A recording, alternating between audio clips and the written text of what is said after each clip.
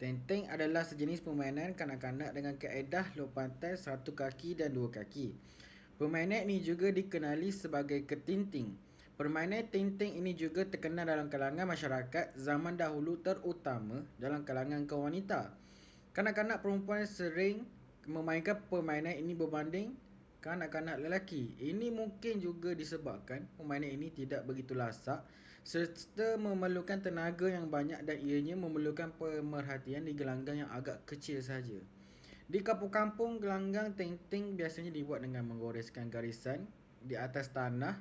Tetapi bila keadaan lainnya pula dengan kanak-kanak yang berada di kawasan taman perumahan atau di kawasan pekan yang tiada halaman bertanah, mereka akan menggunakan kapur tulis tepung atau apa sahaja yang dapat dilukiskan di atas jalan berta. Tenteng ni juga dimainkan oleh sekumpulan kanak-kanak terdiri dari 2 hingga 4 orang setiap gelanggang. Tiada peraturan tetap dan jumlah pemain bagi setiap gelanggang. Sekiranya melebihi dari 4 orang bermain dalam satu gelanggang, ianya akan mendatangkan kesukaran bagi setiap pemain untuk bertenteng.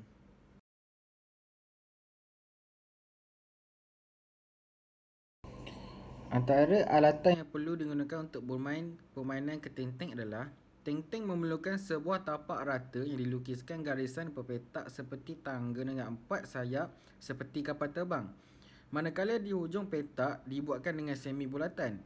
Lukisan petak seperti berikut: pada tangga pertama, satu petak dilukis pada tangga kedua, satu petak lagi dilukis pada tangga yang ketiga dilukiskan dengan sayap, dengan pembahagi sayap terletak di tengah-tengah petak kedua.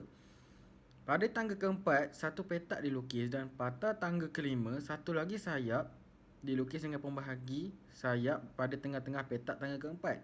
Satu semi bulatan dilukis dari hujung kiri sayap secara melengkuk hingga ke hujung kanan sayap. Alatan yang seterusnya adalah gundu ataupun buah. Setiap pemain perlu ada gundu ini. Gundu ini adalah sebagai tanda bagi para pemain untuk menggerakkan kedudukan mereka di petak-petak gelanggang. Yang seterusnya, undian. Ada juga undian dibuat dengan memilih batang ranting atau lidi. Pemain dengan batang terpanjang bermain dahulu dan yang terpendek kemudian.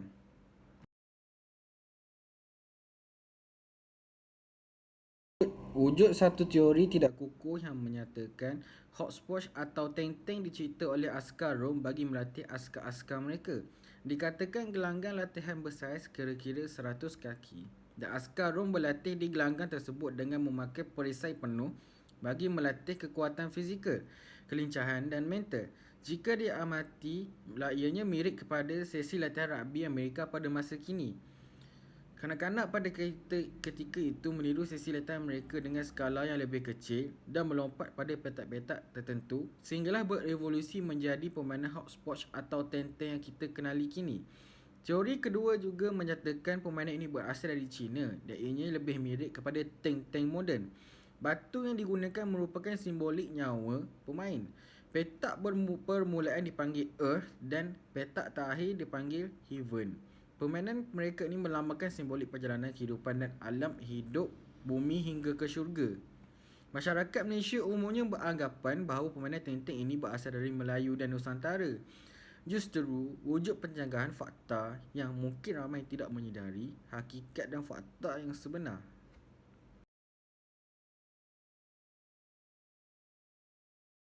Antara cara bermain adalah pemain perlu mencampak buah ke petak tangga pertama. Kemudian melompat terus ke petak tangga yang kedua dengan sebelah kaki. Pemain tidak boleh menukar kaki kiri atau kanan apabila sudah memulakan lompatan. Apabila tiba di sayap, kedua-dua kaki perlu mencencah tanah serentak kepada petak 3 dan 4. Kaki kiri dalam petak sayap kiri dan kaki kanan dalam petak sayap kanan. Lompatan diteruskan ke petak tangga keempat dengan sebelah kaki dan diakhiri dengan dua kaki mencecah di sayap kedua petak 6 dan 7. Untuk berpusing satu lompatan dibuat dan kini kedua-dua kaki perlu mencecah sayap kedua kepada petak 7 dan 6, tetapi arah badan memusing dan menghala ke petak tangga pertama. Lompatan dibuat seperti mula-mula tadi dan apabila berada di satu petak sebelum petak buah, pemain perlu membongkok dan mengambil buah. Setelah itu satu lompatan dibuat di petak yang tadinya ada buah. Lompatan diteruskan hingga keluar dari gelanggang. Aturan membaling buah tenting adalah seperti dalam turutan petak 1, 2, hingga 4, 5 dan 6, 7. Apabila selesai membaling petak ke-7, satu lontaran ke petak semi-D iaitu petak ke-8 dibuat secara pandang ke belakang. Pemain tidak boleh melihat petak semi-D sewaktu membaling buah tenting. Sekiranya buah jatuh dalam petak semi-D, dia akan melompat seperti biasa dan bersedia untuk mengambil buah apabila telah melompat pusing kepada petak 7 dan 6 dan membelakangkan petak semi-D. Pemain boleh duduk di petak semi-D untuk mencapai buah dengan syarat tidak menyentuh garisan D. Dia dikira mati jika tersentuh garisan. Setelah mendapatkan buah, dia perlu menghabiskan lompatan seperti biasa. Seandainya pemain terpijak garisan, ia dianggap mati dan giliran pemain lain mengambil alih permainan. Setiap pemain juga tidak dibenarkan memijak petak di mana gundu berada di dalamnya, sama ada kepunyaan sendiri atau pihak lawan. Jika ini berlaku, ia dikira mati. Giliran pemain seterusnya mengambil alih permainan. Dari segi aspek jasmani, kanak-kanak boleh memperolehi cara-cara bermain permainan tenting dengan sempurna. Dari segi emosi, kanak-kanak juga akan berasa gembira kerana dapat bermain dengan kawan-kawan yang lain. Dari segi rohani, kanak-kanak juga boleh mempertingkatkan kerohanian bersama dengan rakan-rakannya. Dari segi intelek, kanak-kanak dapat memupuk intelek dan meningkatkan daya tahap pemikiran yang baik. Dari segi sasiah, kanak-kanak juga dapat membentuk sasiah diri yang baik, iaitu adab dan cara-cara untuk menghormati antara satu sama lain dengan rakan-rakan yang lain.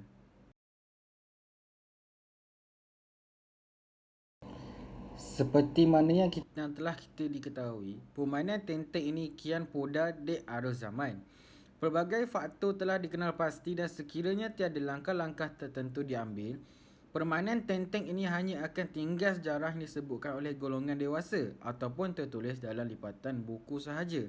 Menurut Sauki 2011 dan Santos 2011, cadangan penambahbaikan permainan ini wujud dalam 4 kategori iaitu teknologi, penceritaan, mekanikal dan estetik. Dari segi teknologi, evolusi tenting kepada permainan papan board games, penghasilan aplikasi permainan telefon bimbit berkenaan tenting. Dari segi penceritaan pula, penambahan nilai penceritaan pada permainan seperti role playing game bagi menjadikan permainan tenting lebih dinamik dan non-linear. Pemain A menemui sejumlah nilai harta karun pada petak terakhir dan pemain lain boleh mencuri nilai harta karun tersebut sekiranya pemain A mati. Dari segi mekanikal pula, mempunyai lebih dari satu pemain bergerak dalam satu masa bagi menambahkan interaktiviti antara pemain. Lakaran petak beraneka bentuk dan saiz bagi menambah cabaran dalam permainan. Dari segi estetik pula, penggunaan papan lantai yang berwarna-warni dan menarik. Penggunaan ikon atau logo tertentu untuk setiap pemain bagi menandakan rumah pemain tersebut dan penggunaan gundu daripada batu sungai dan diwarnakan dengan warna-warni yang menarik.